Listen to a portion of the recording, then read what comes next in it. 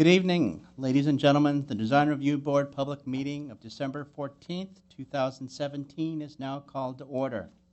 Please refrain from talking among yourselves during the meeting. Please turn off or put on vibrate all cell phones at this time. If you need to talk, please leave the meeting room. Anyone who wishes to speak, including applicants, on any of the applications to be reviewed tonight are asked to completely fill out one of the speaker cards provided at the table by the front door and submit it to staff. It looks like one of these. You will be asked to speak by the board when your case is called. Anyone who wishes to be renoticed about a project in the event of a return for redesign decision by the board must completely fill out one of the postcards provided by the table at the front door and submit it to staff to receive notice of subsequent hearings. That card looks something like this. Current DRB agendas are available by visiting our website at www.glendaleca.gov. A handout describing the procedures of the meeting, possible board decisions, and DRB appeal is available from staff. This will be roll call. Board Member Arzumian? Here. Board Member Benlian? Here. Board Member Charchian? Here. Chairman Malikian? And Board Member Simonian is out. The agenda for this meeting was posted on the bulletin board outside City Hall at or before 5 p.m. on December 6, 2017. Oral communication, staff's not aware of any oral communication, Mr. Chairman. And no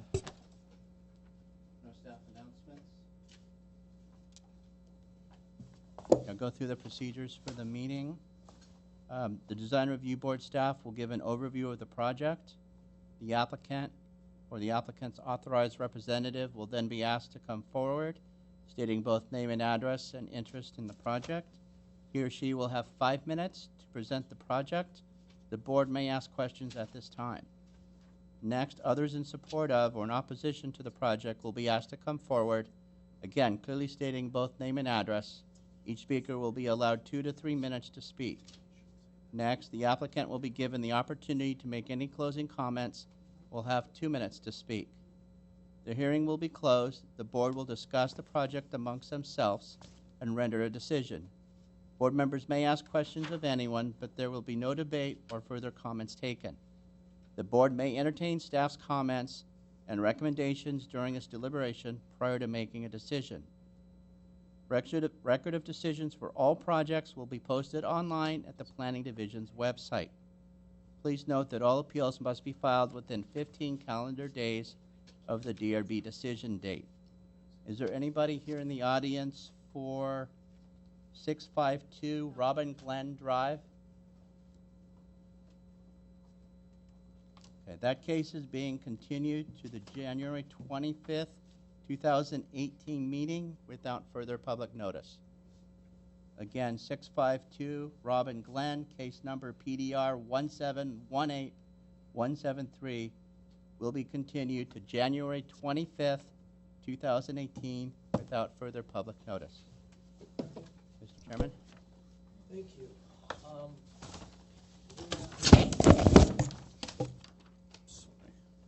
I think we need to, I haven't turned the cursors on.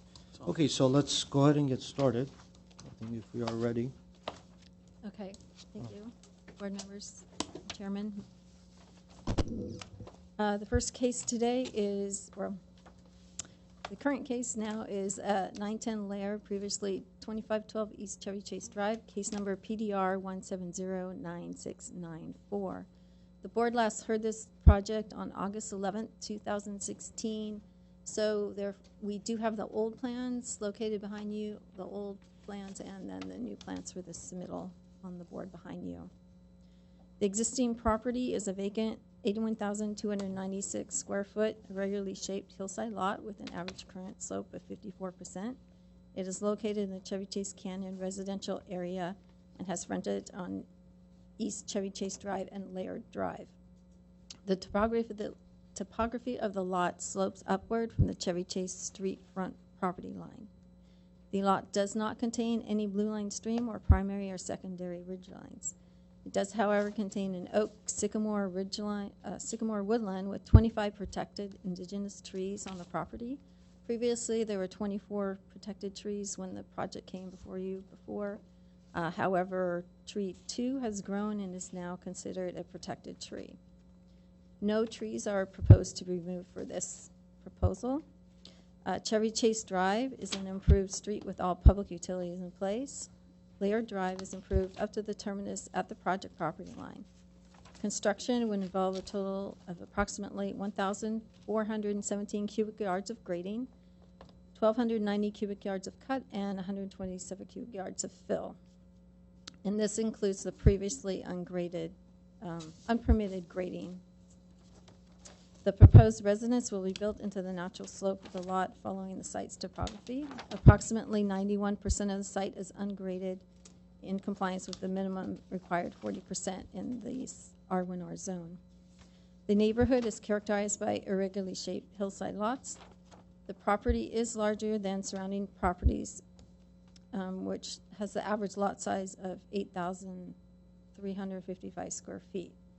The surrounding homes in the neighborhood are a mix of 1, 2, and 3 stories and range in size from 1,072 square feet to 3,729 square feet, and vary in architectural style and street front backs, and have attached garages at the front of the homes.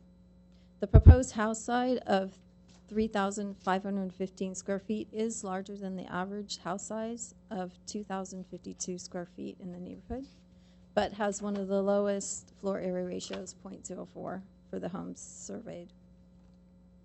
And the average floor area ratio is 0.26.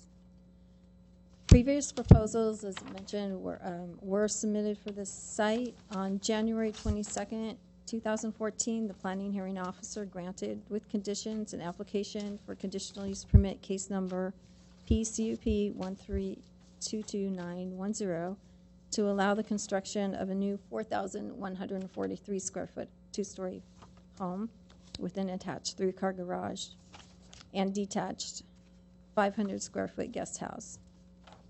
And at that time, approval was required by Planning Commission for construction of dwelling units on lots having an average current slope exceeding 50% and grading more than 1,500 cubic yards.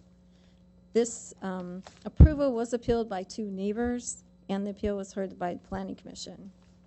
And on August 20th, 2014, the Planning Commission denied the conditional use permit, overturning the planning hearing officer decision. This conditional use permit is no longer valid due to denial by the Planning Commission. So recent changes, as I mentioned, do not require zoning code do not require conditional use permit for grading or slope, and these 2 items are to be considered by the design review board as part of the design.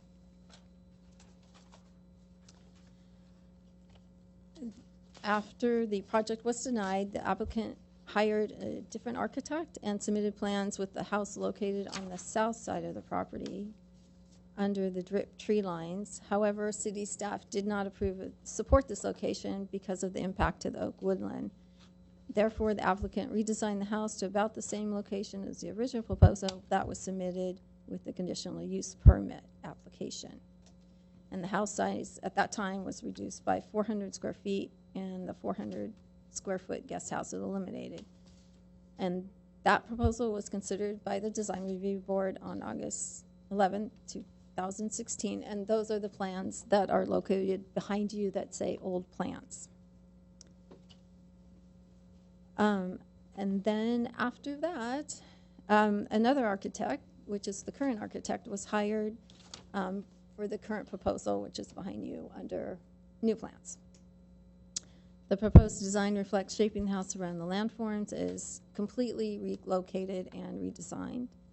It incorporates the conditions imposed by the board at that time and is located about where the neighbors suggested. In terms of CEQA status, an addendum was prepared for the final mitigated negative declaration that was adopted March 11th, 2014 for case PCUP 1322910. In terms of site planning, staff feels the site planning is appropriate for the site, as the building was completely redesigned and relocated from the last proposal.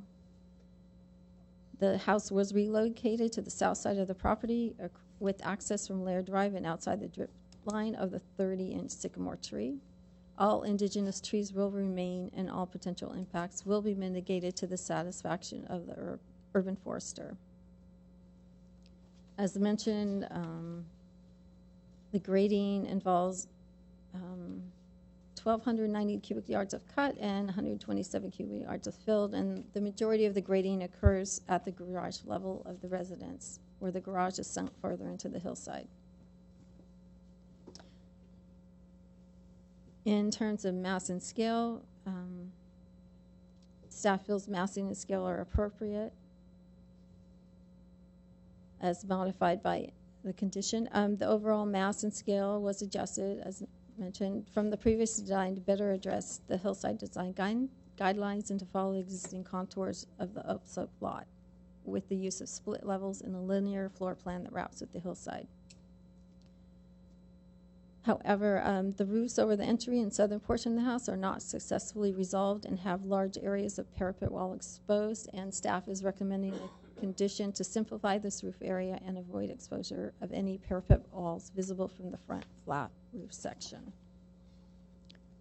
In terms of design and detailing, staff feels the design and detailing are appropriate. The Spanish style of the proposed residence is appropriate for the neighborhood context and is compatible with the various designs of the surrounding houses. The project features high quality materials, and windows are recessed with wood trim and seals with exterior divided light pattern at the top, which is appropriate for the style. If we review the previous comments, the conditions from the last design review board meeting of August 11, 2016, at which time I mentioned the project was returned for redesign, the first condition was revised site plan and design to allow house to be placed at the location closest to Laird. So as mentioned, they have relocated the house to this location for the most part by, on the south side of the property and away from the tree drift lines. The second condition was revised landscape design at the former driveway location off of Chevy Chase to eliminate its potential for vehicular access, providing appropriate plantings and any other required code-compliant means to control erosion. They are planning to fill a portion of this area back up and including additional landscaping to include 18 sugar bush at the front property line at Chevy Chase. The third condition was thoroughly review the 2014 environmental documents to ensure their ongoing validity, including the amount of grading that occurred to create the current driveway configuration addendum.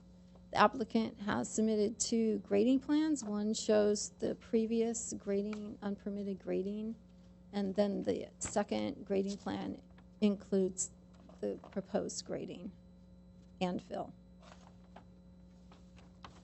The addendum was revised to reflect the reduced house size, the amount of unpermitted grading to create the current driveway, and updated indigenous tree report, and updated, and still there was no environmental impacts. The fourth condition was to revise the landscape plan to provide appropriate under canopy species that will screen the new project site from the adjacent neighbors on Chevy Chase. The landscaping plan was revised to include screening from the adjacent neighbor on Chevy Chase.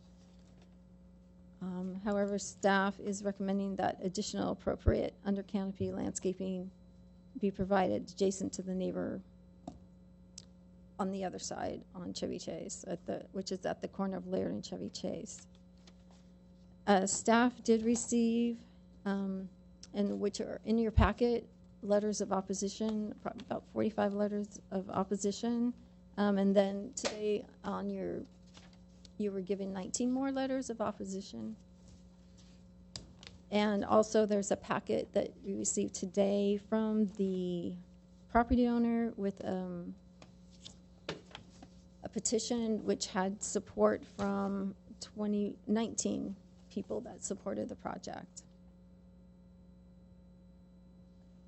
We did also receive a letter from the previous architect noting his concerns, which has also been handed to you today as well.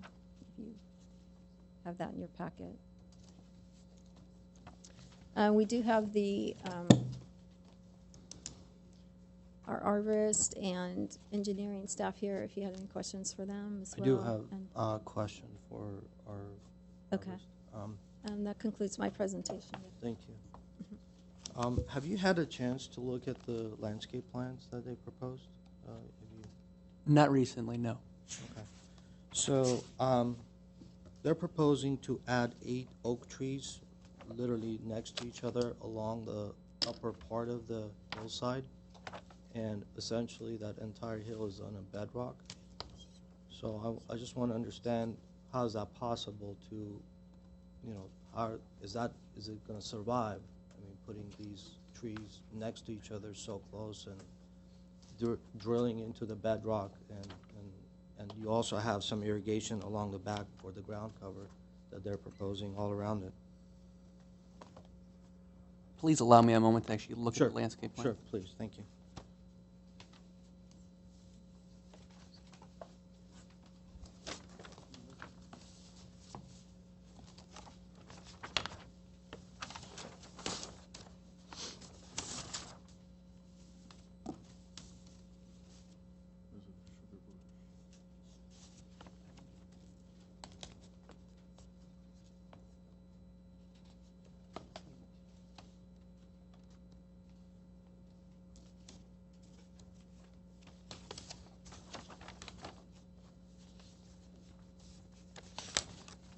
Chair, I don't know if the landscape designer is here. I don't, I will, okay, and then I guess we can go ahead and ask the questions, but I'm not clear about some of the location of the oak trees along the fill side at the bottom, so I'm hoping that you can answer that as well. So let's go ahead and, do we have any questions for staff? Any questions? Should we get started, or we just ask as we go on? Okay, so we're going to open up a public hearing. Do I have a card from you? Do you want to go ahead and get started, or you? Okay, so let's go ahead and get started with Liz. Harold is. I'm assuming you're the architect, so yes. Okay. Good evening. My name is Elizabeth Heron. I live at 935 West Avenue 37, Los Angeles, Northeast Los Angeles in the hills. I am the third architect to work on this project, and I hope we have found a balance between the 3 or 4 other proposals that have come before the city. As was reviewed by Kathy in her presentation, we started with one that was kind of in a similar location as the green old plans. And I think the main concern of that location was that the house became more visible from the hills beyond. So the concern was that we wanted to tuck the house down behind the canopy of oak trees that screen it from visibility from Chevy Chase. So we went ahead and moved it over to a location closer to the south side of the property, where it's kind of in the southwest corner of the property that's behind like the mature trees, but not too close to the mature trees, because it's a wonderful feature of the site, and we wanted to make sure we protected it. So I think my methodology as a hillside specialist for 30 years is that you take a property and you give the property the house it needs. You try to minimize grading, you try to minimize mass. Always the challenge on an upslope property is the fact that, you know, you're looking up at it, so it tends to have massive feel. So the challenge is step it back, work with the topography. This particular site, the topography turns, so I have this sort of nexus point where, you know, and I wanted to wrap the building around the topography. And so I also wanted to minimize cut and fill and grading amounts. That's a large impact on the hill. So what I did was bury the garage into the hill. There's really not a lot you can do about that. But then I made the house quite narrow so that there was less cut and filling going on. And it tends to make the, visible line of the house a little bit larger because it's not very deep. So I guess that's some of the concerns that have been put before you about the mass and scale of the house. So also the Spanish style, the kind of Spanish hacienda style, felt like rustic and fitting in the canyon. So I think that I found a nice way to kind of give the property the indoor-outdoor flow, screen the property from the hills beyond, screen the house so it's hardly visible from Chevy Chase Canyon. If you're going up Chevy Chase, it's behind the house that's in front of us, which is 3,750 square feet, and it's quite tall. And then behind that house is the oak woodlands that was discussed. So that completely screens the house from that neighbor so that he doesn't have to look at us, we don't have to look at him, and the street below. So I felt like it was a sweet spot, the Goldilocks zone for this house. We met with the neighbors a number of times, and we really did want to make sure that we tried to incorporate a design that reflected their concerns. So I moved the house over and down as far as I could get. But then I got a little too close to the trees, so I moved it back up a little bit, but then I shrank the house 2 or 3 times, so I felt like I was kind of peeling the onion. The other concern a lot of the neighbors have had is that there was some grading, that there was a driveway cut that was on the property when my client purchased the property, and he's been, out there preserving the cut because, it's an upslope lot, water likes to flow downhill, so he's been sandbagging it, protecting it in the rain, and so forth to make sure that there isn't any drainage impacts on the neighbors below. So this proposed house, when we, I hope you will approve, will actually protect the houses below us because we'll be able to take care of all the drainage issues around the property. Particularly, there's a canyon on the south side that we noticed. I had like the driveway kind of a little bit different, and I realized that I might be impacting that drainage course for this whole canyon. There's a whole water course that comes below. Boy, 5 minutes goes fast. So that was another thing that we really tried to modify as we went along to make sure that it protected the property. I have questions for you. Okay. If I may, or you guys go if you have any questions. Not yet. Not yet. So you talked about minimizing the grading Yes, as sir. much as possible. My question is, was the 3-car garage a requirement by the owner, or was it because due to the 15-foot extra square footage that you ended up having for the house? I mean, I think that it's the client would like a 3-car garage, and it also is we were just slightly over the threshold, so we were required to have the 3-car garage. And I think if you look at the house, and you think, well, gee, what impact would removing a garage have? Yeah, I just needed to Okay. understand that. I understand that you guys are going to be filling in the road, the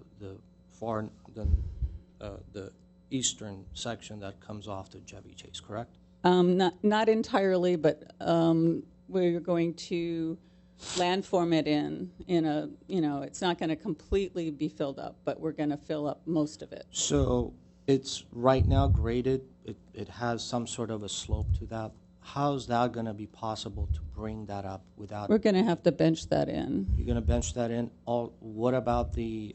It seems like there's some oak trees and other trees. We're going to have to do that with our arborist's consultation, so we don't want to disturb any root or And like are you bury those gonna roots or be anything. required to have any retaining walls or anything No, along the side no, to be no. able to fill that in? No, and So by purely benching that in, you're going to be able to bring that grade up? I think so. Yeah, we've taken a look at it, and it looks like it. I mean, again, it won't be entirely 100% filled up, but with the consultation of our arborist and with also our grading engineer, we're going to be able to bench that in. The road that you've created to come up to the three-car garage, there is a little wall there that at the end of the road that you placed in. Are you proposing to regrade that driveway again to access the garage, or are you going to use the existing drive? We're using the existing drive. We're going to have to scarify it, and there's a little bit of moving of dirt around. So the wall is just a superficial wall Yes. that it just blocks that, so there's nothing for us or somebody else to come take that off and continue that road across. Right, that was the intent.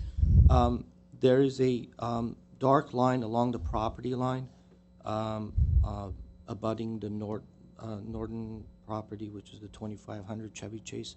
Are you proposing to put a retaining wall there?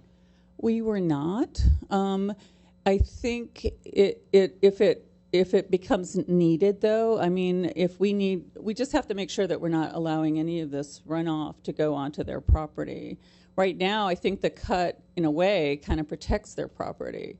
So if we put the ground back, then we have to be very careful about how we drain everything to Chevy Chase and not toward 2500 or the house north of it. So we will do that very carefully, yes. Okay, thank you. Thank you. I have a quick question. Yes. Sure. I think you've answered it, but I was looking at the plans. I didn't hear your answer. This wall here that's blocking off the driveway, Okay. what kind of wall was it? I think it was more or less, it wasn't like a garden wall. It was more of a landscape feature. Landscape feature. Okay. Thank you. Raymond Monroe?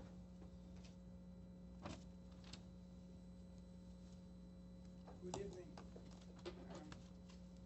My name is Raymond Monroe, and me and my family have been living in Glendale for over 9 years. And the last Can you pull the mic towards your... Yes, sorry. thank you. Okay, I'll start over again. Yeah, my name is Raymond Monroe, and I have been, me and my family have been living in Glendale for over 9 years. And the past 6 years, I've been in the Chevy Chase Canyon. And when we moved to the Chevy Chase Canyon, and the address was 2501 East Chevy Chase, and that is right across from Lair Drive. At that time, the property came on the market, and we walked the property. It looks like a very nice property when we purchased the property. And we have been trying for the past 4 or 5 years to obtain permit for this project.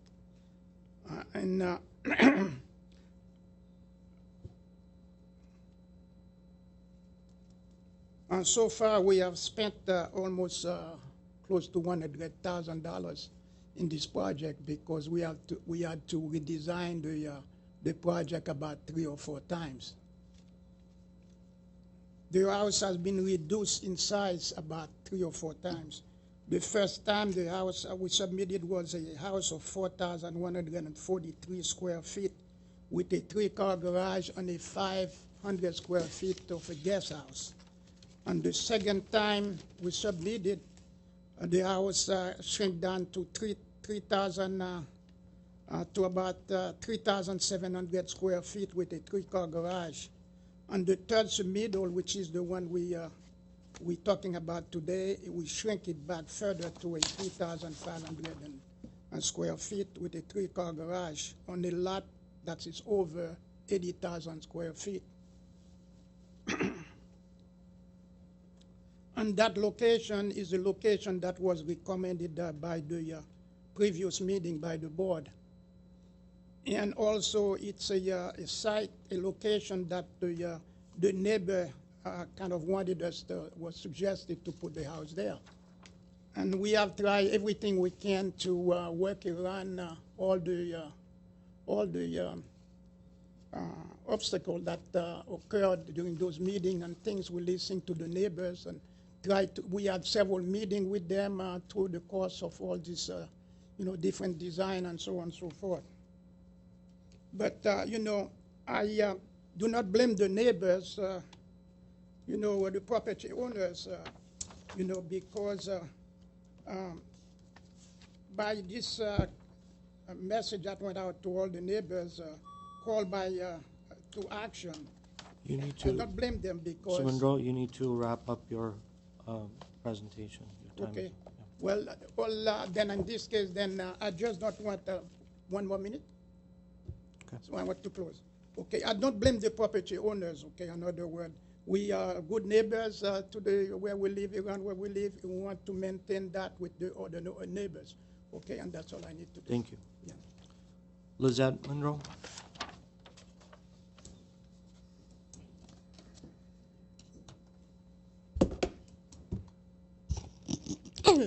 Hello. Good evening, fellow board members. I am Lizette Monroe, Raymond Monroe's daughter. I live in 3169 Kirkham Drive, Glendale, California, 91206. I am here today to stand for the project and help my dad throughout this journey. We've been trying to build our house for about 5 years now, and now that I'm older, I realize how much effort and dedication my dad has put into this project. Hopefully, after many years of trying and getting this project approved, my dream can actually become reality. I'm gonna cry. Okay, so You're doing fine. Take your time. You're doing fine. It's okay. You're doing great. It's okay.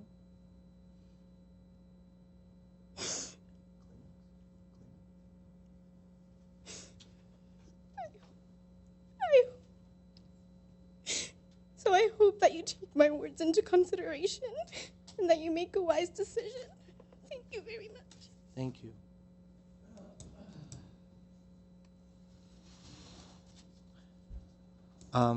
Rebecca Lotta?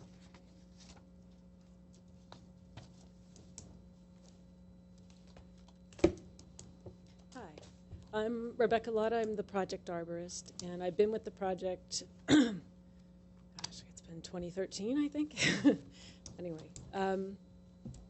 I've been working with all three of the different architects to try to find solutions that reduced impacts on the trees. I've worked with Jeremy Kahn and the city to try to make sure that they were okay with any encroachments we might have.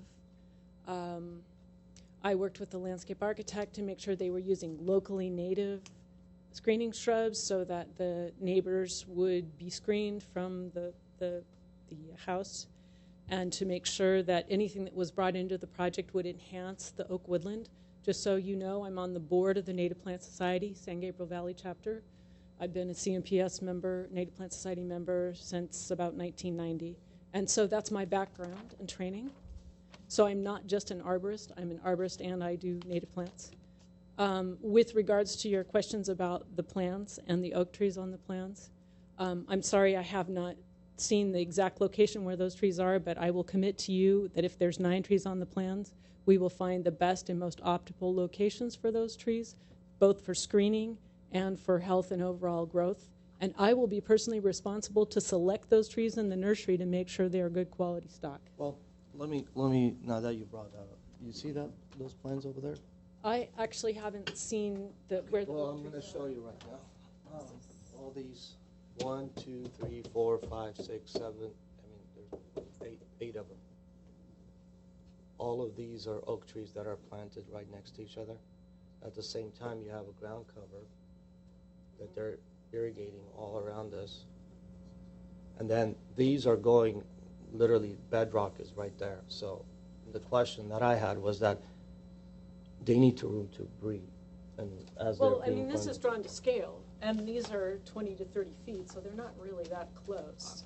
All I'm doing is I'm asking a question, Sure. and once this thing comes in, Because these are the existing would they up be here. able to be planted in a bedrock? I don't think that's all bedrock up there, because I've Well, walked it. that's what the SOS report. You need to speak. Yeah, I'll into come that. back up. So, So the like I SOS said, report tells us. I apologize that I hadn't seen that plan with the oaks on it like that.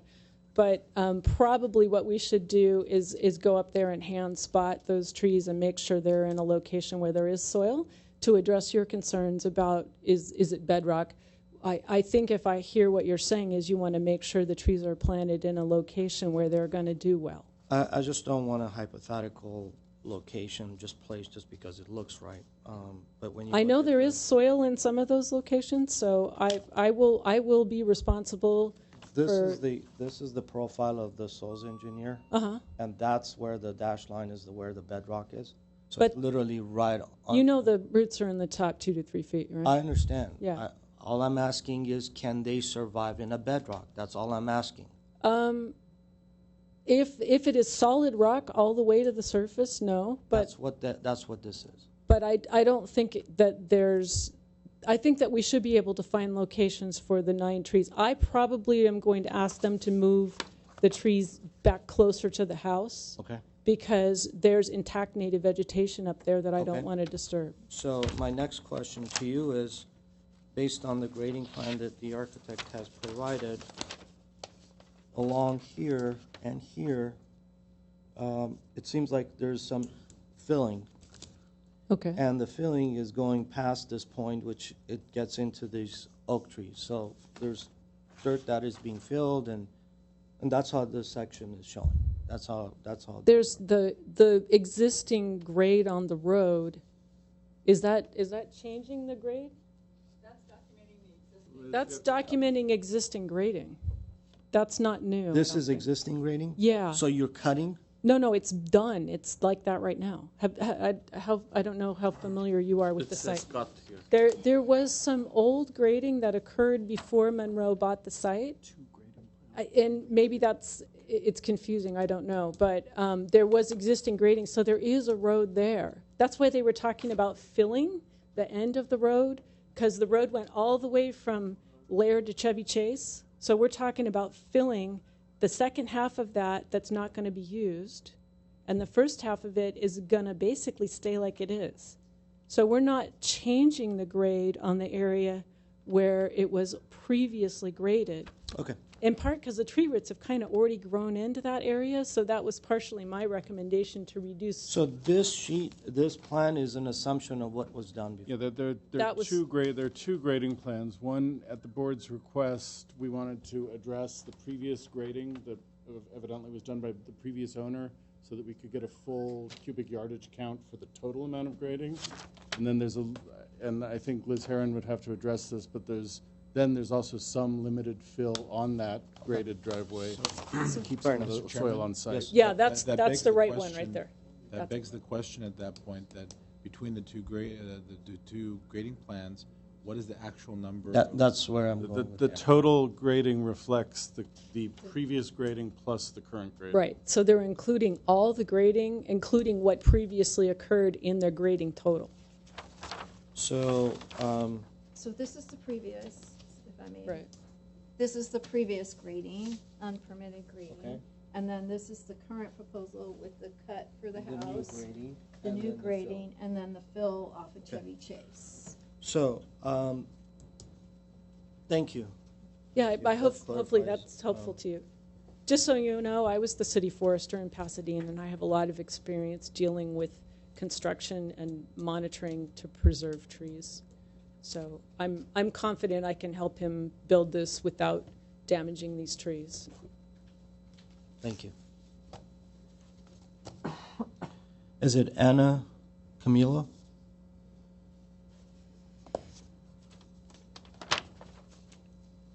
Good evening. I am Raymond's, my name is Anna Carrillo. I am Raymond's niece, and I live with them. And we like to have a lot of family gatherings. So my request is that we need a bigger place. I've seen how much time he puts into this, and I hope you guys take this into consideration. There is a video that I would have liked to present today, but unfortunately we couldn't download it. But I have it on my phone. I don't know if you guys want to see it. Unfortunately, we can't if it's not publicly viewed. we Okay, can't, got no. it. Okay, so I hope you guys take this into consideration. Thank you. Thank you.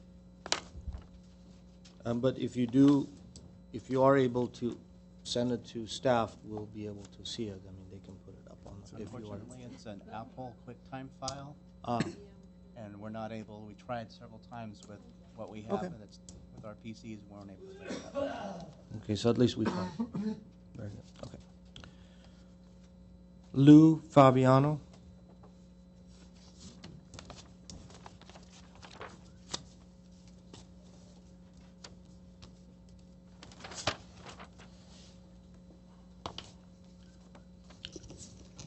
Hello, my name is Lou Fabian. Can you hear me okay? Yes.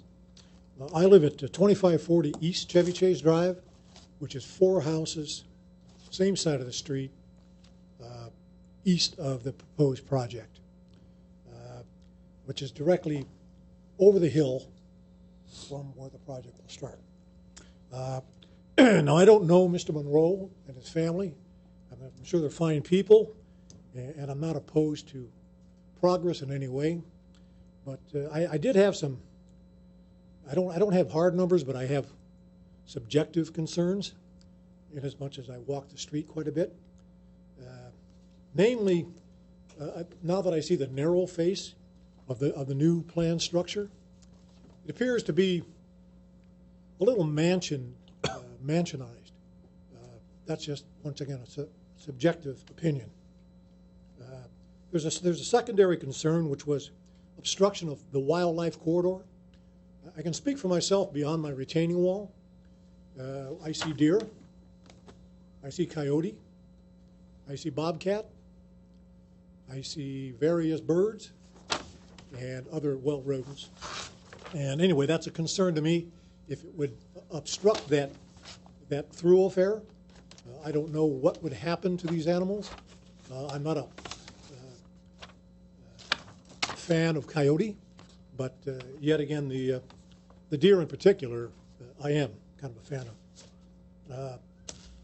I was concerned as well that the proposed building would directly infringe the property at 2530, though there seemed to be some discussion recently, now that I'm here, about tree foliage blocking his swimming pool. But I once again, I don't have those clear numbers, and I don't see or understand a lot of this. In as much as I'm not an architect, I'm not an engineer, I am retired. The other concern I had was for the homes at 2530, as well as the home directly across the street on Chevy Chase at the corner. I mean, I'm concerned about impacts, not only from the dust and rainfall runoff during construction, which I don't know what the extent of the mitigation is. I'm sure that's within the purview of engineers. But I know the constant noise of jackhammers on the property that is just 4 houses to the east of me on Chevy Chase has been going on for a year and a half. And I don't know if anybody has looked into, and I know that you've mentioned bedrock. Blue bedrock, such as blue granite, is a real bear to jackhammer. And I think I've just used my time. But anyway, those are some initial concerns of mine, and I just wish that you consider that I am opposed to the project, though I'm not opposed to these people, nor am I opposed to progress in general. Thank you. Thank you. Darren Rohan.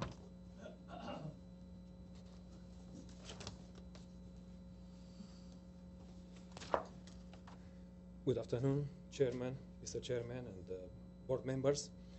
My name is Darren Rohan. My wife and I own 2500 East Chevy Chase Drive for the past 16 years. We enjoy living in the canyons. However, for the past 3.5 years, we have lost our privacy due to Mr. Monroe creating an illegal driveway right behind our house. There was no driveway ever.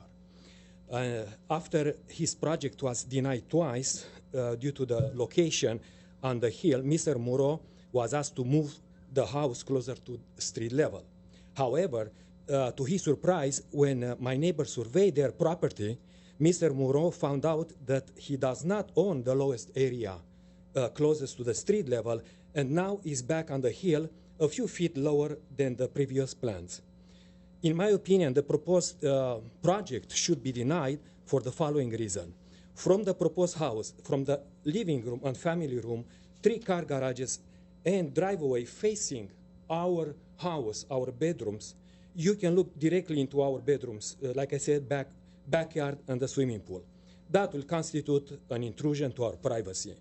Cars' headlights will aim directly to our bedrooms' windows, and the sound of cars will impact our lives. A car could very easily slide down the hill since the slope of the driveway is more than 20%. Since I'm not an architect, I would like to point out to you the following things for you to determine if they are correct. the project should have no more than 3 retaining walls. I understand that there is about 12. The impact wall behind the house will exceed the height limit. The cubic yards, they are mentioning about 920 cubic yards, but they said it's something variable, could be more. And there was I saw on computer, some shaded pink area which shows that goes behind the retaining walls. And also, it doesn't show the driveway, which I was wondering, isn't that taken into consideration as grading? And the slope from the garage, from the 3-car garages, I understand it's 1 foot difference upslope. And that was another question. So I hope that this project is going to be denied. However, in the event you are going to approve it, please have the applicant build the 3-car garages to the entrance to his property, and no driveway behind my house should be allowed. In closing, I want to bring to your attention that many complaints were filed against this developer doing illegal work, and no action was taken by the city. Please deny this project. Thank you for your time. Thank you. Kathleen Swing? It's actually Caitlin. Oh, sorry. That's all right. I'm Caitlin Swing. I own 2506 East Chevy Chase, which sits directly in front of Mr. Monroe's property. I stand before you this evening to express continued concern, but to also impart possible reconciliations regarding the proposed plans for 910 Laird Drive. My husband and I are very disappointed by the fact that we're here again raising some of the same concerns that still have not been addressed by Raymond and his team, despite your previous decisions and recommendations. My hope for this time around is that these crucial points do not fall on deaf ears, and of course that we can come to a compromise that suits both the builder, our neighbors, and our community. The size of the home needs to be reduced to a more appropriate range to be compatible with the neighborhood. A smaller home would also decrease the amount of grading and hillside disruption. The location of the structure has shifted somewhat, but we feel that the movement is insignificant as it continues to sit far too high on the hill. Relocating closer to street level would address privacy concerns, along with visibility of the home to the rest of the canyon. Our biggest concern with this set of plans is the location of the garage and the seemingly ambiguous driveway. We feel that our property and privacy is very vulnerable to future plans that could possibly include other structures or a continuation of the driveway beyond the garage, essentially into our backyard, literally on top of us. If a condition was imposed that would require the garage to sit closer to street level with the driveway terminating at that point, that is something we could live with. As many of my neighbors have mentioned and will continue to mention, our hillside has been altered illegally. We live with sandbags surrounding our homes.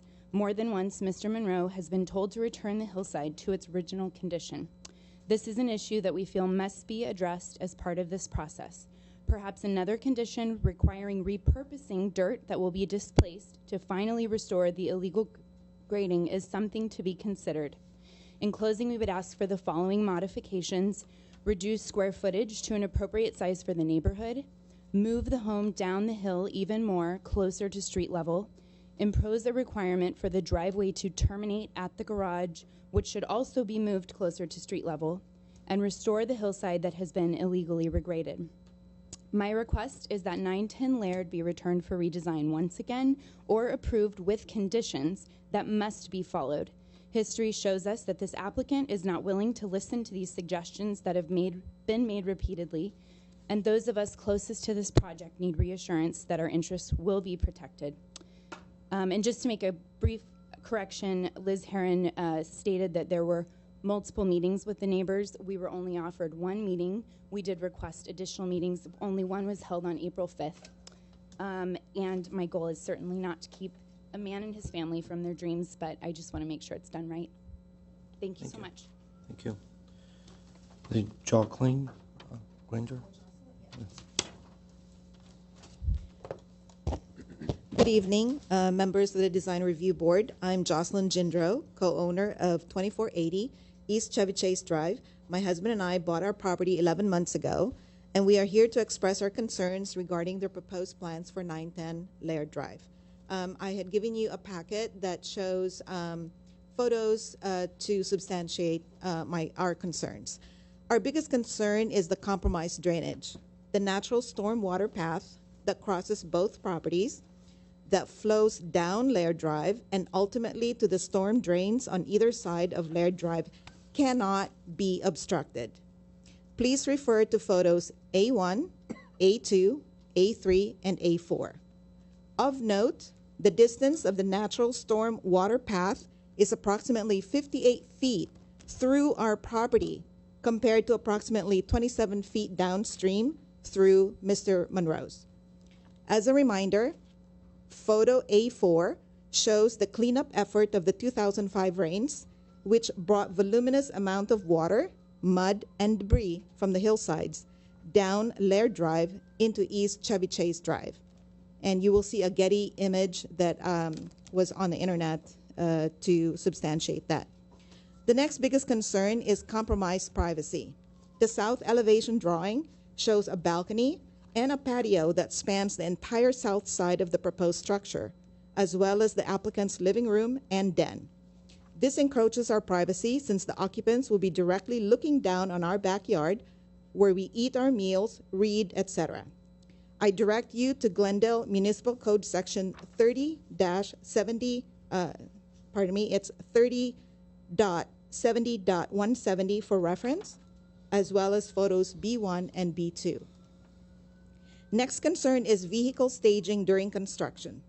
There can be no obstruction of our garage and driveway access, and that has occurred many times. Please refer to photos C1 and C2 of the area of concern. We have a very short driveway. We have only a 2-foot driveway, so you can understand why we are very concerned about not being able to leave our garage when we need to. Next is a disruptive proposed driveway. A driveway next to our property presents a risk to our lives and property that could arise from a misjudgment on steering, since it is a steep downhill approach toward us. Not to mention the noise from the clanking of the steel mechanism of a sliding or swinging gate, the sound of cars going up and down the proposed driveway, and the car's headlights directly aimed at our eyes. Please refer to photos D1 for reference. Lastly, generators and boom boxes should be prohibited. The applicant must have Glendale Water and Power hookup. The fumes and noise from the generator and the noise from the boom boxes on the site would be unacceptable. Thank you. Mr. Chairman, I have a couple Yes, questions. we have a question for you. Yes. First of all, I'm sorry, what do you mean by a boombox? Oh, it's one of those portable speakers where they plug in their iPhones and then they blare this sound, supposedly music, but it's noise to me. So that you're saying that the applicant has been going onto their property and putting in boomboxes? He has had workers, when they were putting the story posts, they have a boombox that they attach their iPhone, and I could hear it from our house on Chevy Chase. You know, I'm always curious about this because usually we hear from longtime residents of Glendale, and this is a unique opportunity just to get insight on this project and for future ones. When you bought the property 11 months ago, were you unaware, or were you aware that there was a project pending next door to you? We were aware of a pending project, yes, because we saw remnants of the story poles from the previous attempt. Okay, and that didn't dissuade you from moving to the canyon? Well, we were confident that the city of Glendale will do the right thing and follow the ordinances and the rules and regulations of building codes and all that. So we were confident that that will happen. Okay, thank you so much for your insight. I appreciate it. Thank you. John Howell.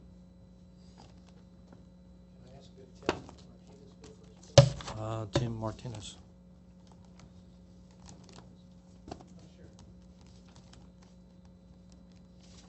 Good evening, Chairman, board members. My name is Tim Martinez. I'm with a local land conservancy, a nonprofit called Arroyos and Foothills Conservancy, and I just wanted to kind of lay out for you all how this particular project, how it falls into place with a larger, more regional plan that we're working on called the Hahamunga-Tutahunga Wildlife Corridor.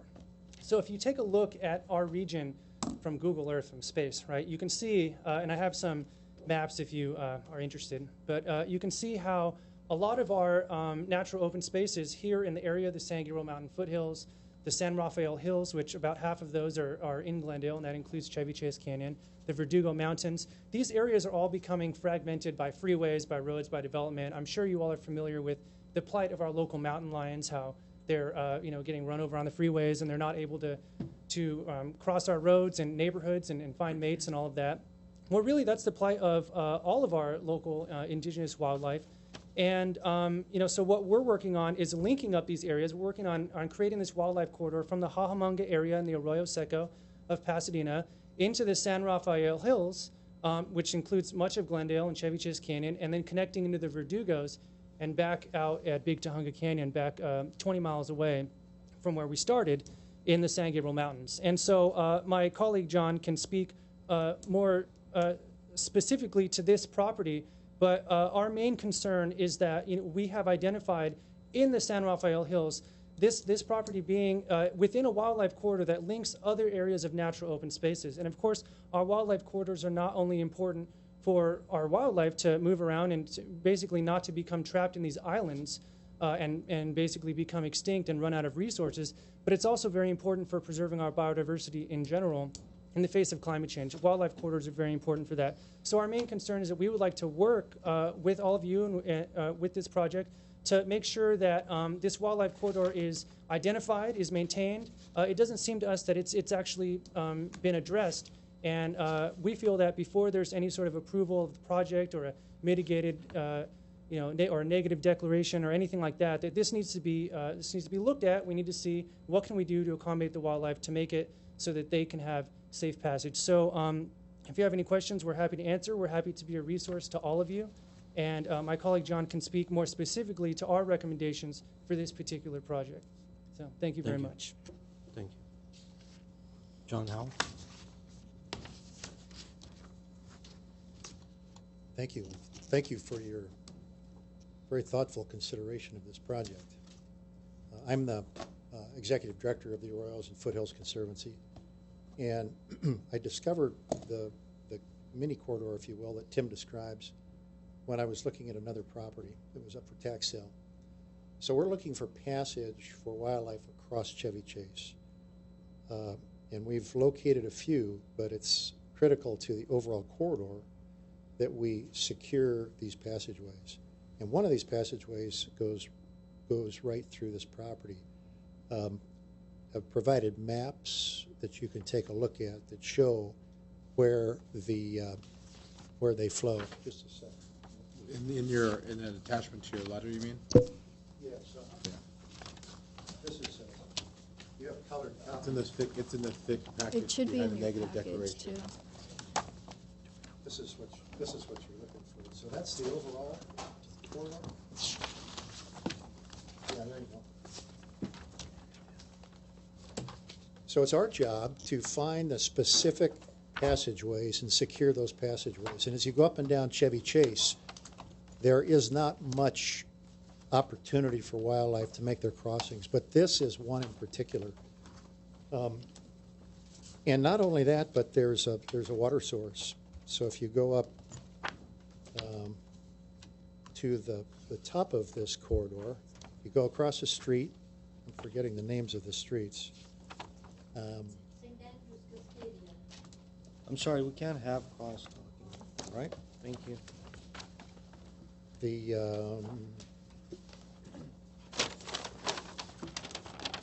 Well, I won't remember, St. Andrew, I think it's St. Andrews that comes down diagonally to Chevy Chase. So I've actually walked that, and I've talked to neighbors along the route to confirm the activity of the wildlife. And there's one street above, there's a big, large pond that comes from a spring. So this is critical for wildlife. So they come down this canyon, they end up on that St. Andrews, and they make their way down to Chevy Chase. They get to Chevy Chase, and they take a short jog, and then they go up the dirt road that you're talking about, that you have concern about restoring as native habitat. So one concern we have is that just in reviewing the negative declaration, I don't think that any consideration. I don't think that it was known that this was a wildlife passage, that this was a wildlife corridor. this overall corridor has been acknowledged and adopted really by the California Department of Fish and Wildlife in a study that they adopted earlier this year. So the natural diversity database that was relied upon to say, gee, we don't know that there's a corridor is dated. There is a passageway through here. So our chief concerns are that we maintain the passageway, that the habitat be suitable for their usage, and I don't know if that would require any or call for, suggest any review of the landscape plan to have it landscaped most suitably for the continued use of the wildlife. Mr. Howell, your time is up, but you need to wrap up your Sure. presentation, please. Thank you. The letter that I submitted, if you'll take a look at paragraphs 3 about no physical barriers, 4 wildlife-friendly fencing, 5 only indigenous plants, 9 continued access to Murchison open space, and 11 adopting good fire hazard fuel reduction standards or usages would be appreciated. Thank you. Thank you. Mr. Chairman, I have Yes. just one question. We do have questions. So there's a, as this map here, and it's not labeled, so I'm just going to kind of point to this. This map here that shows the wildlife route traversing across the main artery there, and then it looks like it goes to the back of some of those houses. So that's an established corridor through the back of those homes. Can I take a look? Here. So this is going through the back of a bunch of homes. So this is, yeah, this that property was a tax sale property that we investigated, and there's a creek that flows down here, and so I'm just asking about this Yeah, pathway. this is a road. That's a road. That's a road. Yeah, that's Okay. a road. So the person that lives on the second house up there says it's like a thoroughfare. Mr. Howell, you need to speak into the mic.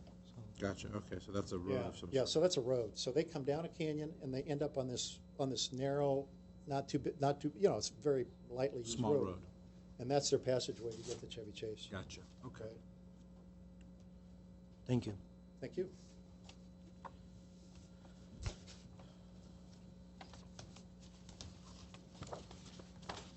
Sure, we'll talk about this once we get to the environmental.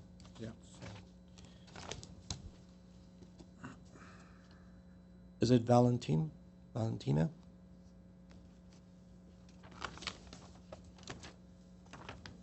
Hi, good evening. I've heard the salesman of a hillside specialist, but she's not Glendale hillside ordinance specialist. We need someone that knows the Glendale hillside ordinance, that has passed a test, studied, and knows the hillside ordinance. That has not been presented here. The forester, we have a city arborist. Soil, there is no, I don't know, what soil? I need to know. This is granite. At 2566, they were hammering through granite, solid granite. Is that allowed? What's the hillside ordinance? This lot is not 54%. The front is like 90% slope. It's very interesting. It's beautiful. He got a gold mine. Are we permitted to mine gold in Glendale? Okay, we need the exact numbers. 54%, it has a valley, but the buildable lot is not 55% buildable area. The CEQA was done in 2014. This is apparently 2016. The CEQA needs to be done for 2016. No mention of the wildlife corridor. They don't have to establish. It's been there. It is there. It has been there. It was free going up and down. It's nothing new. And the city doesn't even know about it. They didn't even mention in the report that there is a wildlife corridor there. And they pass across the Chevy Chase constantly. Okay, then nobody mentioned we should be so happy Conservancy took us under their umbrella. These are experts. And they the only ones that can give you guidelines. DRB will have a support. You won't be blamed for doing problems because you're going by their guidelines. So the developer can't be mad at you. Then everything seems to be sketchy. The slope of the driveway, there's a big mix-up about the two sides. The Laird side and Chevy Chase, well, that cannot be touched. Jesus, I was going to talk about something else, but see what this is. Okay, spend $200,000. Judge Judy says, show me the receipts. Show me the receipts. I remember that line, Judge Judy on television.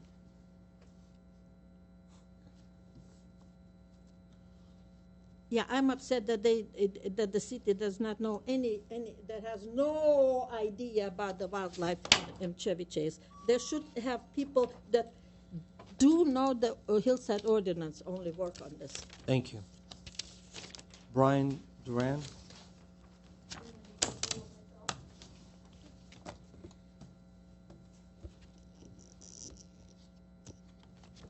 Good evening, commissioners and staff. My name is Brian Duran. I live in Chevy Chase Canyon, 2900 Graceland Way. I'm also the president of the Chevy Chase Estates Association, and I'm speaking today for the board of directors of Chevy Chase Estates. I'm not going to reiterate what I've already submitted and which we've submitted over the past few years. The arguments tend to be about the same. I'm just going to give a little overview on the position that we have. As you've heard, others have presented their views, and it's pretty lopsided, and when you're getting comments from the community that outweigh the opposition outweighs the support by quite a bit. And I believe that's because it violates a lot of propositions that we support. The CCA's mission is to protect the canyon environment and the well-being of its residents. We are again objecting to this project because it's incompatible with those goals. Our opinion is that the look of the wooded canyon environment would be significantly compromised because of the proposed location on the hill. There's been some adjustment over time, but the adjustment has not been significant enough to get the result that we would like, which is less visibility from across the canyon. We've had other neighbors from across on various streets across the canyon asking us, could that house possibly be built, because they see the story poles. We also think that this is an objectionable project because the safety of the residents will be compromised because there was unpermitted grading that has exacerbated the historically problematic water runoff problem there. And it also possibly worsened a property that's in a designated landslide hazard zone. I should mention that we were going to give a presentation today that addressed the grading issue, but we dropped it because we figured that it was fait accompli, because in the staff report it was assumed. But we have photos that date from 3 months before Mr. Monroe purchased that property that shows the topology, and we also have photos that show afterwards, and I myself witnessed heavy moving equipment, earth moving equipment up on that hill. So when it's stated that somebody else before graded that, we don't agree. Also, because of this, we've learned to question anything that the owner submitted because he's consistently demonstrated a dismissive attitude toward the neighbors, not a collaborative attitude. He's overtly flouted city rules and regulations, always saying that he can handle it, he has friends at City Hall. And then, I don't know if he's been empowered by the current people in power, but he'll deny it and then claim innocence. We don't support that. We believe he should be held accountable for the selective compliance he's had with the rules, only when he's been forced, and his unwillingness to collaborate. Should this be approved, we echo the request of the owners to have staging away from the driveways of the houses. And last point, 2 previous owners in that property tried to build on that property and declared it unbuildable. We think it's an unbuildable property because there are too many issues with it. Thank you. Thank you. I have a question. Yes. So, is it visible? Will it be visible from the I know you've mentioned that it would be? Like how confident are we that it will be visible from the canyon? We have photos from Kennington and Cascadia, which are just across the canyon, and it just, you have woodland, and then you have this house sitting in the middle of the woodland. We've had residents on those streets ask us, can this be done? Because they see this house sticking out. Okay. Anything else? Thank you. Was it Jeremy? Graham? Oh, Graham. I'm Yes. so sorry. Everyone gets that name wrong. Sorry. I have I apologize. photos, a series of 6 photos. My name's Graham Wiffler. I live at 3235 Cornwall Drive, Glendale. That's it. You can start with the first one, and then when I say next, just hit the next one. In 2014, I'm with the Chevy Chase Estates Association, and in 2014, neighbors contacted our organization because they were concerned that there was a troubling. Can we sit down? We heard you. Thank you. Thank you. Oh, sorry. No problem. We were contacted by neighbors concerned with this project. What I did is I went across the road, took a picture, and then took the renderings that were public from your website, and with very crude Photoshop skills, I pasted them in so you could see what it looked like. And I presented this to the Planning Commission hearing, and the jaws went down. Next slide, please. They denied the project in great part because of its mass and its scale and its position on the hill, that you could see it from all over the hill. And they said, put your house down by Laird. Okay? And then in 2016, next slide, I was back, and this time before the DRB. And the house was a different architect, but it was at the same place. And the DRB echoed what the Planning Commission had said before. It said, that's a big, giant house on the side of the hill. Next slide. And it's inappropriate. It mars the hillside. So here we are, 2017. Next slide. And the house is shifted over a little bit, but it's still on top of the hill. And it's where they were told not to put it last meeting. Next slide. And there's an inaccuracy in the staff report. And that inaccuracy is that this is the spot that the neighbors suggested the house to be put. That is not true. We wouldn't be here if that was true. They had done a plan for a house down at the bottom of Laird, a smaller house, but it was interfering with a drip line of one tree, so they abandoned it, and they went back up on the hill. I don't think they want a smaller house down by Laird. They want the big one on the hill, but they've been told twice that they couldn't do that. And that's all I have to say. Thank you. Have we have everyone been able to come up? We're okay? So I don't have any more cards, so would you like to step up? Thank you. Please. Yeah. You have 3 minutes for rebuttal. 3 minutes, okay. Right. I think there's a lot of misinformation regarding right. the location of the house. We moved the house based on the last DRB meeting to the side closest to the south side of the property, so it wouldn't be as visible from the hills beyond.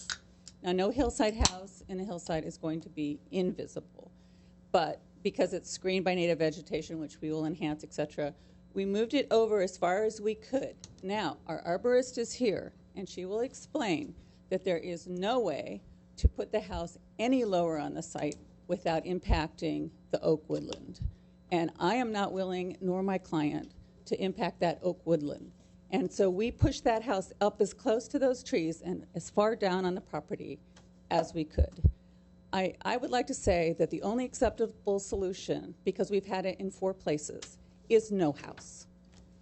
That is the solution that they would like. I would like to address the wildlife corridor. I think it's important that we maintain that wildlife corridor. I would like you to place conditions on us. We would work very closely with the wildlife corridor. The wildlife corridor, since we are basically leaving 79,000 square feet of our 81,000 change square foot lot untouched, we will have a driveway and we will have some buffers there. So the southwest corner will be a pocket where the animals will not be able to migrate. But the other whole northwesterly side of the lot will be completely open. And the wildlife corridor that's currently used is near St. Andrews, which is just north of our property. Our Chevy Chase side, which we are going to restore, will be completely available to any wildlife movement. And we're happy to have you place those conditions on our property. We can alter our landscape plan to make sure that we have the right species of vegetation so that we are reinforcing the wildlife corridor. I think it's an excellent opportunity to have a win-win for everybody. Let's talk about grading. On the south side of the property, the neighbor that is probably most affected by the drainage of that side, because there is a big drainage course right there. I redesigned the driveway to leave it kind of as is, to not block that driveway at all. The neighbor actually, when they were inadvertently kind of re-landscaping, they affected the drainage course and pushed water to go onto our property.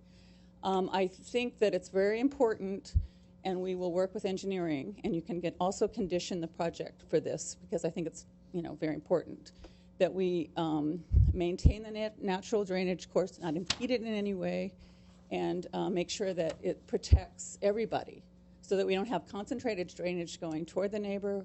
We allow the flow of the natural drainage course. We've talked to Public Works, and they've been working with us to make sure that the driveway design reflects that maintenance, and the engineering also reflects that. It's very important. And last but not least, there's a lot of people. I've been working on this project. I've known Mr. Monroe for some time. But the project, when he purchased it, and we had real estate photos. I don't know if they made it into your package. But when he purchased the property, and it was listed in 2011, the driveway cut was present then. Now, Mr. Monroe has been maintaining, scarifying, and making sure that the drainage cut, the driveway cut is being maintained during rainy season. He's been very vigilant about it.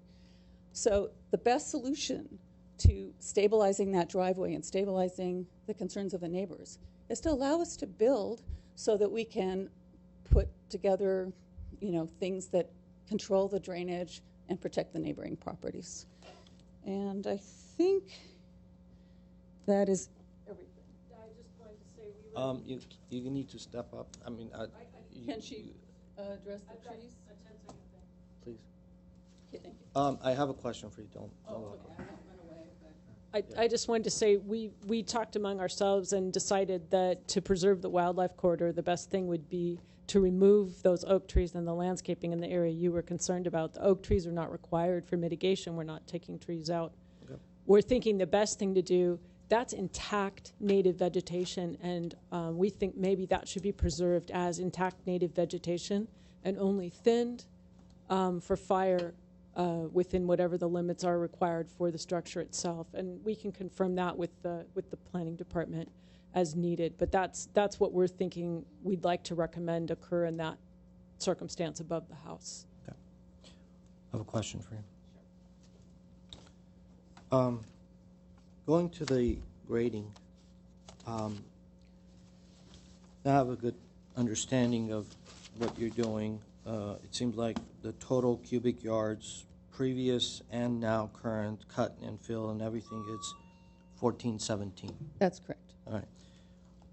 I'm looking at your driveway, and it seems like there's grading being done, either fill or cut. I don't have the numbers right now, but it seems like there's. Why isn't that be part of the calculation? There's probably about a foot of scarifying that's going on in there, mostly cut. So I didn't include it because I thought it would be, there's like small amounts, like under a foot or so, to make sure that we're at 20% slope for our But there's driveway. certain places that you're actually adding almost 1.5 feet, 2 feet of dirt to be able to maintain the We're actually cutting There's certain ones that you're cutting and certain ones you're filling, but if you're cutting, that means you're creating some sort of a retaining wall, right? On the sides. There's Yeah. walls that are being presented on around the perimeter, right? If you're cutting it.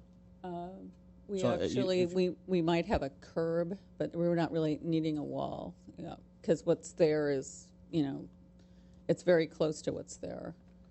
And most of this is happening under the oak tree, right? So we're okay with that. Yes. I mean. Okay, thank you. And I'm going to close the public hearing. Are we ready? Sure. Let's do it. So I'm going to start with mentioning a couple things about the design. I think I appreciate the effort that went in the design. I appreciate the fact that you pulled the house closer towards the area we've instructed you to do so. And I appreciate, I think even the style of design, I like the style of design. So I have nothing against the style or design. But my major concern still lies with site planning. And the issue, it just, the actual site plan as it sits today does not meet the fabric of the Chevy Chase Hills. And the problem with that is you're still high up on the hill, which makes you closer to the secondary ridge. And once you do that, you become visible from the canyon, and that's totally against what the design guidelines say. So even though 3,500 square feet is not considered a mansion like others were saying, but I think this house looks like it's way bigger than that, and that's due to all the patio areas that you're creating, and that's not helping you with the mass and scale of this thing. I think those patios need to be rethought. That 3-car garage maybe needs to be a 2-car garage, and you need to lose probably some square footage, and just pushing the house a little closer, a little towards, and we need to block off that driveway completely. We can't impact the neighbor's privacy. You need to, the way I see this working is rotating your garage. It becomes a 2-car garage. You rotate it and it dies towards the driveway, and you terminate the driveway. So we don't want cars going back and forth where the neighbors sit. So I think there are minor things that you can do that you can make your floor plan work. And that just by lowering the thing and getting closer. And even if you look at sheet 3.0, that patio area in the back, I mean, you lose that. You can now get closer, and you can get lower. You have enough balcony, and you have enough. I think that's my major concern, but I'm not going to give a final decision until I hear my colleagues. But this is the only thing that's bothering me. Just being visible from the canyon, being close to the secondary ridge, and the neighbor's privacy and that driveway. I think these are the major issues that I have. And We cannot, I'm sorry, it's closed. So if you have any questions, we can ask you, but we so cannot I'll have leave any it at that, Mr. Chair, and we'll go back for a decision. Ms. Arjumanian? Sure. I wanted to echo Mr. Benlian's comments.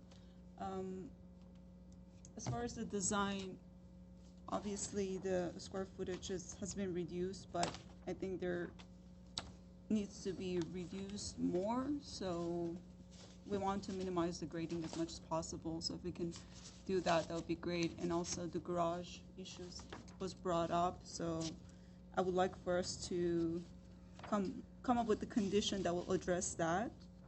So that's one of my main concerns, bring it closer to the street. It needs to be two-car garage, that needs to be done. We can discuss that. And also the privacy issue that was brought up, if we can address that with cars and also the landscaping. So the Jocelyn's issues and concerns are addressed. I would like for us to do that. Other than that, I'm good for now. Thank you. Mr. Georgie? Thank you, Mr. Chair. So I want to start off by addressing a couple of things that I just want to clarify for the public. There's a lot of emails in opposition, a couple in support, and there seems to be a trend, and I think we need to work with facts, okay? Like, for example, one of the emails mentioned that this was a 7,000 square foot house, right? I would be opposed to a 7,000 square foot house in the canyon, no matter if it was on the ridge or wherever it was. That's not correct information. So I think we need to work with staff on maybe clarifying for these folks that are sending this information in, that it's maybe not accurate, the information that they're perceiving to be accurate. There were comments about, coming back and back and back to DRB. Projects are welcome back as many times as they need to come back to get it right. And if the applicant wants to pay those fees and go through the process to build their home, that's their right. I, for one, won't tire or be made to go into a submissive posture just because someone is bringing back a project. I'll be happy to deny a project as many times as it takes to get it right. So I think these are some things that I think the public needs to take into consideration about how this process works and how we are up here volunteering our time to make sure that projects that do get approval do so because they meet the requirements or are conditioned to meet those requirements. With that said, in 2016, when this project was for us for review, we came to this consensus that the project would be best suited closer to Laird, and the project that we were looking at was the one that has, nicely enough, have the plans up here, where the garage was staggered and it was on this side of the property. Okay, and so in my vision back in 2016, when we were talking about having the project moved closer to Laird, I envisioned a very short driveway leading up to a garage that then had the house built above it.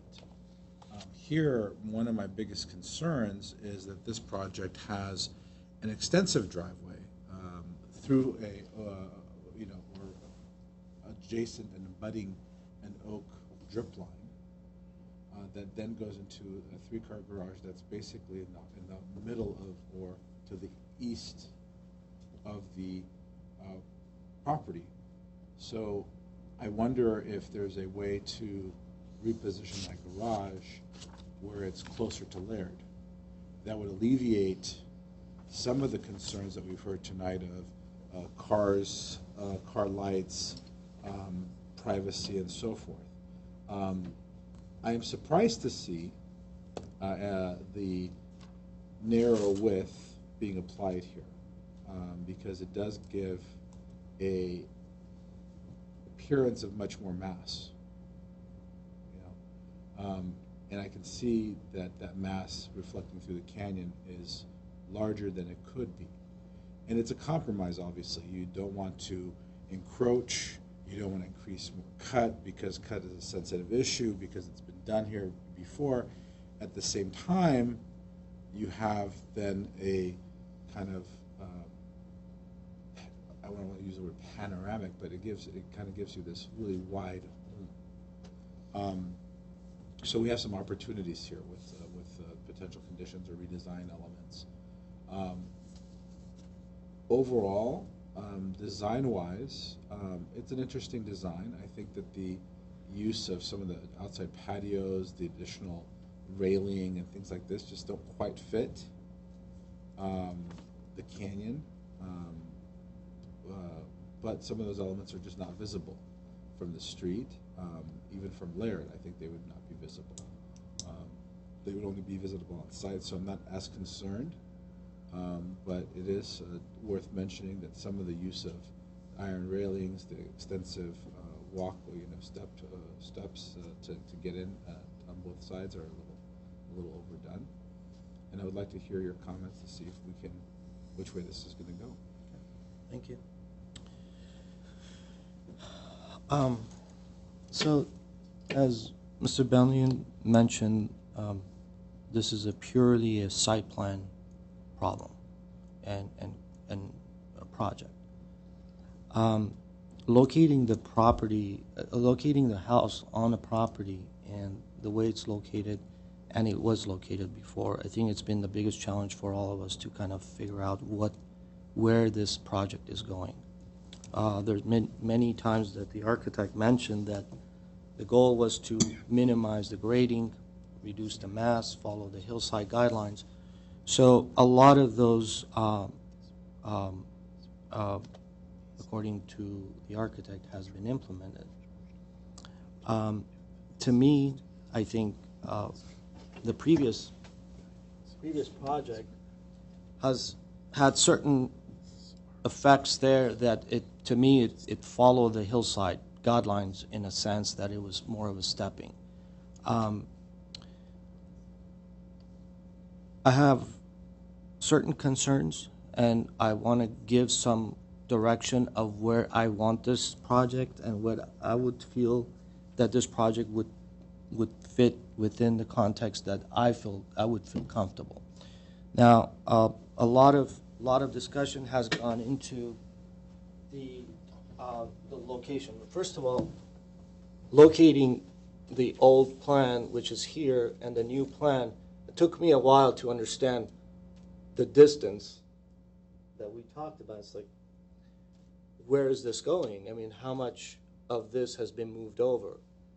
The idea wasn't just shifting it over, getting it closer to there. It literally lowering the elevation down. And by lowering the elevation, my intent wasn't to follow the contour to create a narrower and longer building that will present itself to be much larger and more massive building. For me, the solution, the easiest solution would have been not to go over that additional extra 15 square feet, to be able to get that the two-car garage that we have, that you will need to have, and literally move this garage down to this level, and rather than having this step up, creating this additional grading and placing this up here, to me that would have been a difference. That would have been a difference between what was originally proposed and what we're seeing now. Right now, to me, it's essentially taking the old building, which I again, had a lot more stepping, a lot more of a following, and a lot more compact, in my opinion. But it's basically slid down the hill on this side. And I'm afraid certain conditions of the building is dictated based on the drip line. I mean, if this the way that it's located and the edge of this drip line, and that's why the building is sit here, so much of work has been done on that side, and God knows if these drip lines and these trees have been really checked and see if there's exactly how they are. Well, you haven't even seen this. You don't shake it because this is the first time you've seen this plan. So based on this plan, I don't know if it's been checked and it's been really considered as a drip line. So this plan, it definitely has room for improvement. Definitely has ways that you can achieve the square footage. The elongating the building, to creating the flat areas to create a backyard.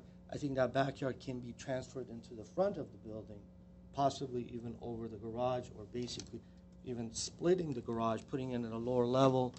And these are the conditions that the site and in the hillside projects have to be studied, not just taking the existing conditions that was legally or illegally, or however it was created. I don't know when it was created.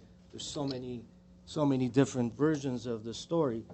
For me, I just can't go along with what's there and say this is the only solution. I think we need to kind of look out of the box, figure out what's the least amount of impact and least amount of grading that we can do that has already been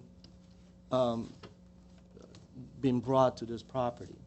So again, I think I would entertain a return for redesign to study an alternate option rather than the same option of cutting and utilizing the three-story concept.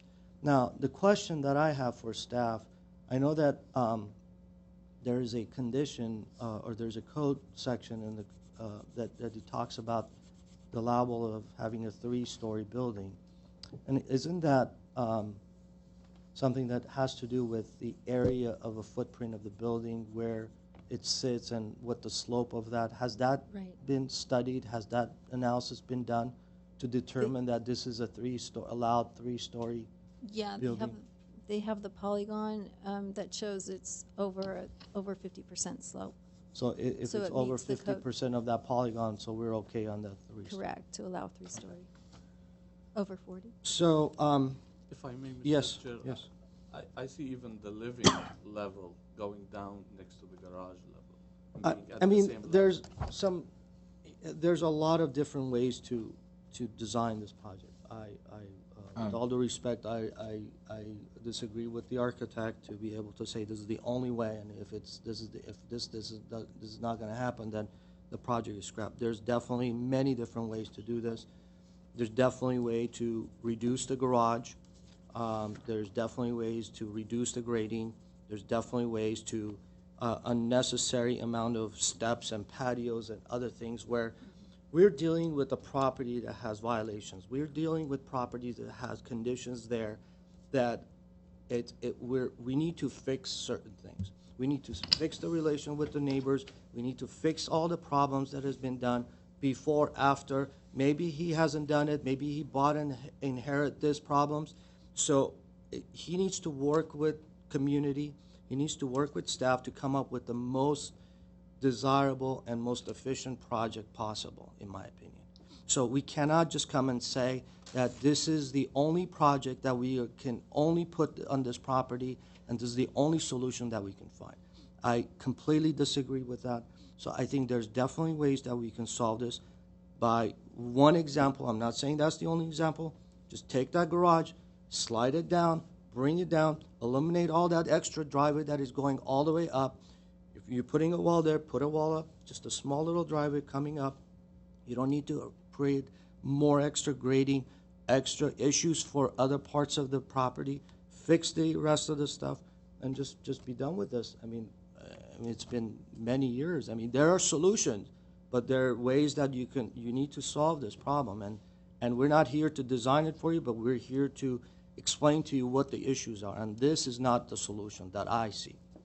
So, just to get some clarification for staff.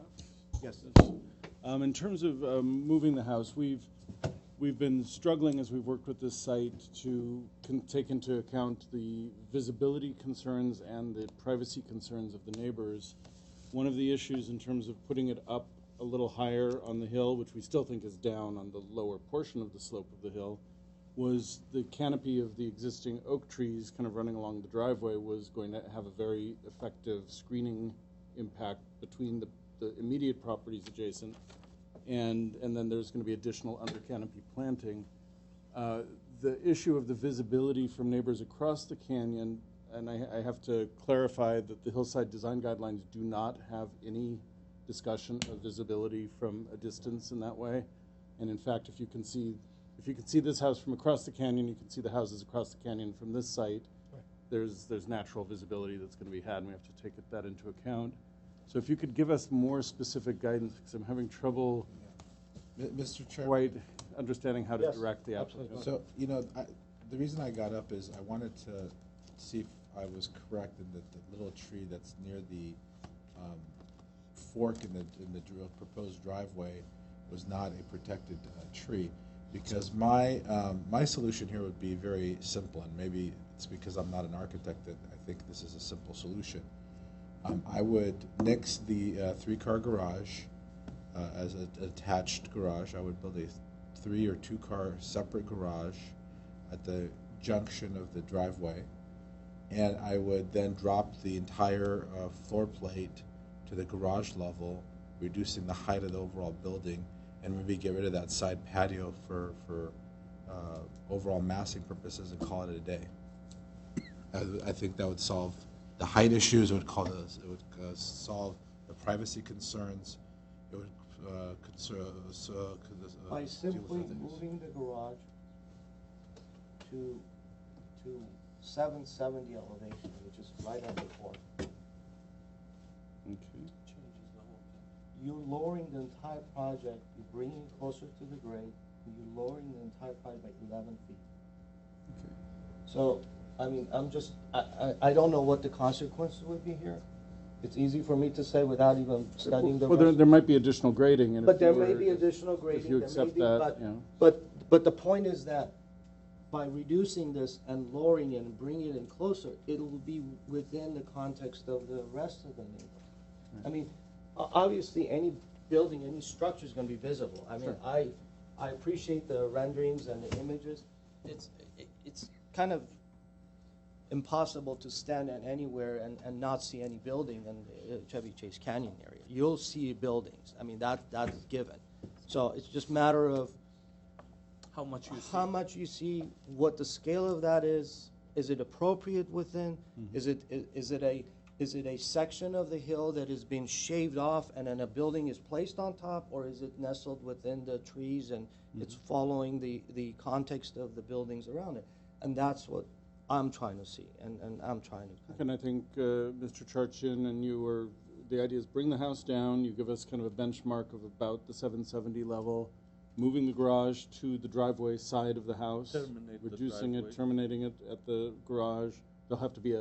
There may have to be a little backup area, but we can figure that out. The grading is already done. Yeah, and I know, you can yeah, just- so- I mean, They could back up into the back up. existing, I mean. Can I could- just, I'm sorry. Go ahead. For us, it's going to be really important to have some pretty strong guidance on this.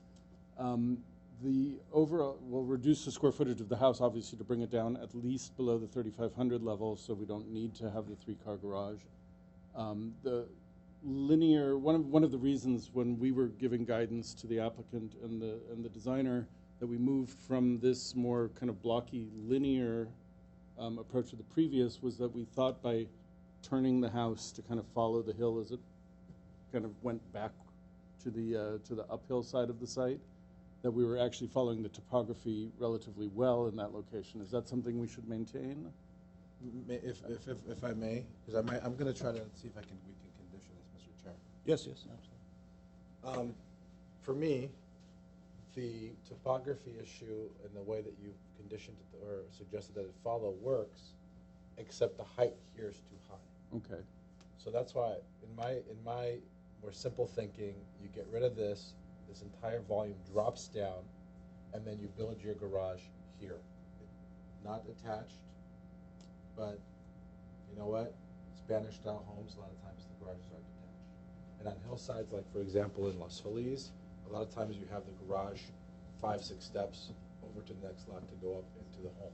But if I think that works. if it were to be attached in a way, you wouldn't object to that, No, as long as but- we're accomplishing the And then lower you have a turning radius into here, so what you do is you end up with this entire area that you don't touch anymore, so that all that drip line is there, and you have your garage here, and then this is the sycamore that we would be concerned about. That's not the sycamore, so you have plenty of space there, and it's dropping the overall height of the house by 11 feet, which, considering the canyon's concerns, the homeowner's concerns, is I think a great compromise, in my limited opinion. So You I don't think- touch the design.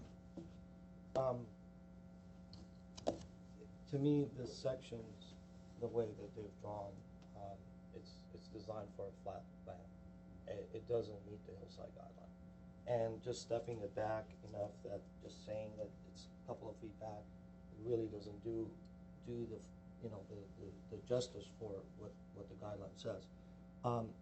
Following the contour, fine, but as long as if it is stepping back, possibly maybe even what I would have probably wanted, it would have been kind of follow the guidelines, would have been that 1 story stepping back and then a 1.5 and a 2, and so kind of stepping as the contour of the hill is fine. So I think some of these effects that have been missed in this design should come back as it was before. It was there on the previous design. It was stepping back. A lot of elements were happening, a lot more compact. This is more elongated, but yet flat. So.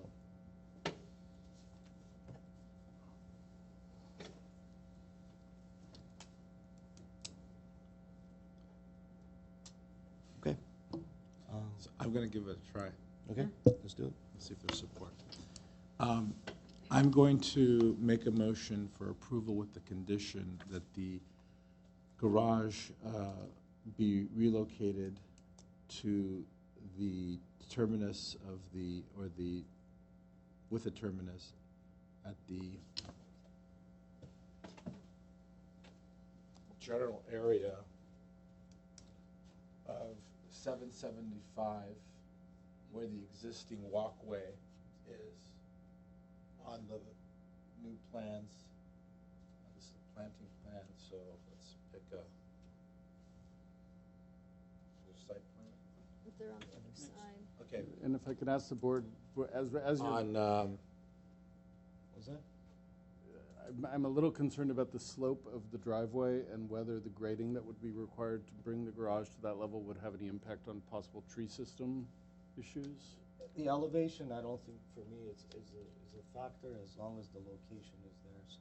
Okay, so we could work within the. So yes, using A.20 as our preference, my condition would be to bring it to the general area of where this staircase is. Okay. And then drop the entire building down, floor plate down, to accommodate the removal of that three-car garage, and any other conditions that would affect design, but I haven't heard anyone oppose design very much, other than Chairman Lincoln's concerns about the stepping back. That's my... The only concern I have with that is the design might, the massing and the design might change dramatically, and we probably need to see it at that point. I don't know what Mr. Malikian thinks, but I'd like to know your Again, I mean, I'm just simply looking at it coming down without, dropping down, and I would think that would not affect design overall, and would reduce volume. It's going to be a substantial design change for me. I mean, it's not just a specific move this window or door or lower the roof change or old massing. I mean, we're like literally saying that move the entire building down, move the garage out, change the driveway. It may end up causing this huge retaining walls, which then we have other issues now. So I don't know. I mean, I don't know what the consequences. I would like to see that. My feeling is the same. It'll be nice to see how the new design comes together. Definitely. All right, seeing no support for my motion, I will Not that. Say the same thing, but return it. So any other motion? I'll make a motion to send the project back for redesign with the comments and conditions we gave staff. Thank you. I second it.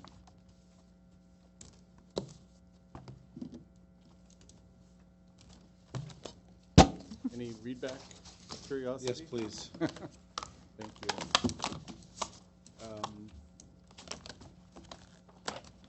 The general sense is we are going to reduce the apparent scale of the building by dropping it down lower onto the hillside. We are going to reduce the square footage of the house to not make a mandatory three-car garage. We are going to take the three-car garage and turn it into a two-car garage. The garage will be located at the termination along the axis of the driveway coming up from Laird, and as close to Laird as possible given the site conditions of tree roots, canopies, and then the slope of the driveway. Mr. Platt, let me just stop you there. I don't recall a condition on reducing the size of the driveway and the square footage to conform. Which, We did that to reduce the size of the garage from a 3-car to a 2-car yeah, garage. but who, which, No, I mean, the person reducing the size of the driveway was that was Mr. more of Malikian's the suggestion? extension was gonna get cut back. It gets So shorter. it doesn't have to go all the way up anymore. So you just bring the driveway all the way to the garage itself, rather than extend the driveway. Yeah, that's, so my question is, if we're relocating the garage, it no longer really matters how wide that garage is for the building, does it? I mean- thought I had heard that. No, not width of the driveway. I think it's I didn't more say, of I didn't, the if I length. said width of the The driveway, length. that's not what I meant. The concern is, if we're moving the garage to be an access from Laird going up the driveway, whether it's a 2 or 3-car garage, the issue would be there's the slope of the driveway, the existing driveway, did require some grading, and I just want to make sure that whatever we're doing isn't going to impact that, and I think we have enough flexibility to kind of move things around.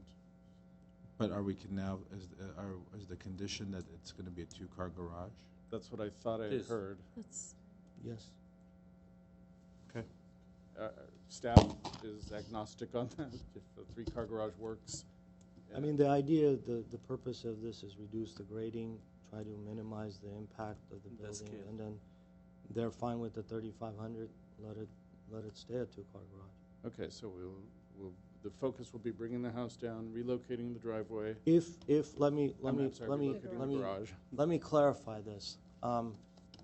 If the idea is to have a 3-car garage, the square footage will be lower than 3,500, so the 3rd-car garage will add to the square footage of the building. So it'll be incorporated, the excess Yes. over 500, okay. Am I clear on that? If Yes. the garage is, So technically, they're only required to have a 500 square foot, up to 500 square foot garage. So if they decide to put in a 3-car garage, the excessive square footage of the garage will go towards the floor area. That means either they can have a 3-car garage, less of a building, or a 2-car garage, more of a building, whichever one works for them. Does that? I think Jay's okay with that. I'm good with that. Brad, is there? the only thing I'm trying to clarify is, you've got a 6-acre site, so floor area is not an issue. I know the board's trying to be sensitive to We're the talking massing mass, of it, which would affect the square footage. So whether it's a 2-car garage, if the house is less than 3,500, they'd be allowed up to 500 square feet before it counts toward the floor area. If it's more than the house is more than 3,500, they'd be allowed up to 700 square feet before it starts counting toward the floor area. Right. Just I for understand. What I'm clarification. saying is that if they decide to go with the 3,500 square feet, and then we want to keep the house below the 3,500, which they're proposing. We're just bringing it down 15 square more feet. If they decide to keep the 3-car garage, the additional square footage that it gets added, it will go towards the floor area. So that means the total would be 3,500, and part of that could be the garage, the other part can be the house. But if they want to have 3,500 square foot of a house, then let that be a 2-car garage. Is that fair enough? But at 3,500, they'd be required a 3-car garage. Or 3,499 or whatever. Yeah. Yeah. Okay. We're good. Okay. And then I believe I heard, based on whatever this redesign turns into, you would like to see more stepping of the volumes of the house I think so. than we have in the current proposal. And strangely, I thought there would be more, but I think that's everything that I've got in these basic conditions. Okay. I think we have, we had a a second. first and a second, so roll call. Board Member Arzumanian? Yes. Benlian? Yes. Charchian? Nope. And Chair Malikian? Yes. So the motion carries 3-1. We have some minutes. We have 2 sets of minutes and an announcement from staff. Oh, You want to do the minutes first? sure. So the first Oh, minutes we have. excuse me. We're still online. Ms. Valentine, Meeting's still going. excuse me. Hello? Meeting's still going. Thank you. The first set of minutes we have is from October 12th. Okay.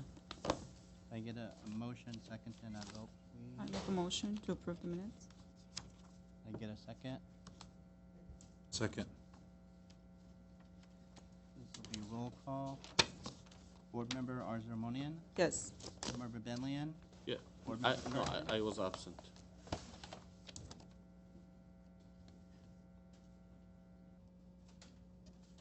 Chairman Malikian? Yes. November. The November 9th. Mr. Charchin was absent, so. I move to approve the minutes. Second. Second? Okay. Is there a second on that? I'm sorry. Yes. And roll call again, vote. Board Member Yes. Arzarmonian, sorry. Yes. Board Member Benlian? Yes. Board Member Charchin was absent. Chairman Malikian? Yes. Okay, the message from staff is January and February, at least the first meeting of February, the agendas are full. We're hoping that all the board members will be able to be in attendance for those meetings. And everyone have a happy holidays. Thank you. Thank you. We're adjourned.